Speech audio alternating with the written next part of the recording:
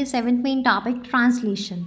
तो translation refer करती है प्रोसेस जिसमें पॉलीमराइजेशन होती है अमाइनो एसिड की, और ये क्या करता है, एक पॉलीपेप्टाइड बनाता है। और order and sequence of amino acid वो डिफाइन किए जाते हैं by the sequence of basis in mRNA.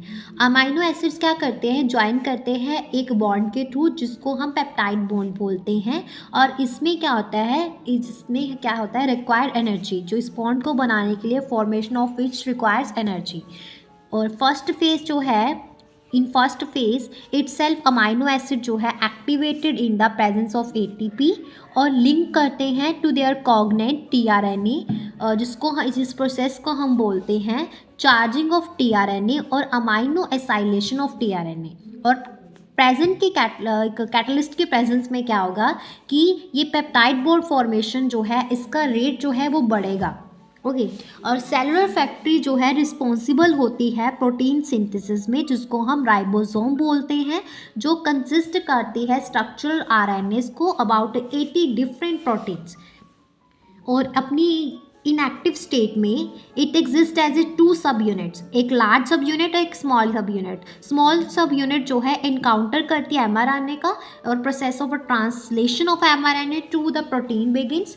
और दो sides in the large subunit, दो साइड्स है ना, स्मॉल सब यूनिट है उसमें मैंने आपको बताती ये इनकाउंटर करती है एमआरएनए का, और process of translation of the mRNA to protein begins. और दूसरी जो साइट है लार्ज सब यूनिट वाली, तो इसमें क्या होता है, सब्सिक्यूट अमाइनो एसिड जो है वो बाइंडिंग करता है फॉर अ बाइंडिंग। और राइबोसोम जो है वो एक्ट करता है किसकी तरह, कैटलिस्ट की तरह, for the formation of peptide bond. और ट्रांसलेशन यूनिट इन एमआरएनए जो है सीक्वेंस है ऑफ आरएनए जो फ्लैंक्ड करती है बाय स्टार्ट कोडन और stop codon and codes for a polypeptide. Okay, mRNA क्या करता है, वो एक एडिशनल सीक्वेंस जो ट्रांसलेटेड नहीं करते हैं, और उनको हम अनट्रांसलेटेड रीजन्स बोलते हैं। कुछ एडिशनल सीक्वेंस होते हैं एमआरएनए में जो ट्रांसलेशन नहीं करते हैं, उनको हम अनट्रांसलेटेड रीजन्स बोलते हैं।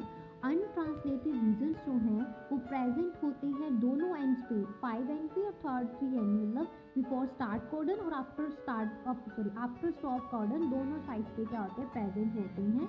और ये required for efficient translation process है।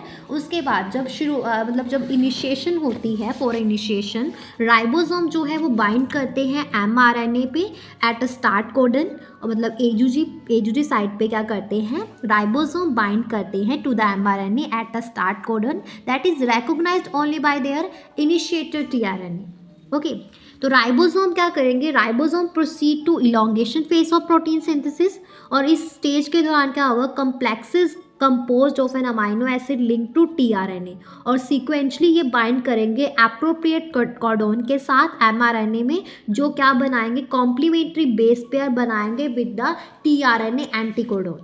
और राइबोसोम क्या करेंगे, वो राइबोसोम मूव करेंगे from a codon to codon, मतलब एमआरएनए में जो राइबोसोम्स होंगे वो codon to codon along the mRNA क्या करेंगे, मूव करेंगे। और अमाइनो एसिड जो हैं वो एडिड होंगे 1 by 1 और ट्रांसलेटेड होगी इनटू पॉलीपेप्टाइड सीक्वेंसेस और डिक्टेटेड बाय डीएनए और रिप्रेजेंटेड बाय एमआरएनए। और एंड में क्या होगा कि रिलीज फैक्टर जो है बाइंड करेगा टू द स्टॉप कोडन और टर्मिनेटिंग ट्रांसलेशन होगी और रिलीज होगा कंप्लीट पॉलीपेप्टाइड का फ्रॉम द राइबोसोम्स। क्लियर है? तो ये था हमारा टॉपिक, 7th मेन टॉपिक।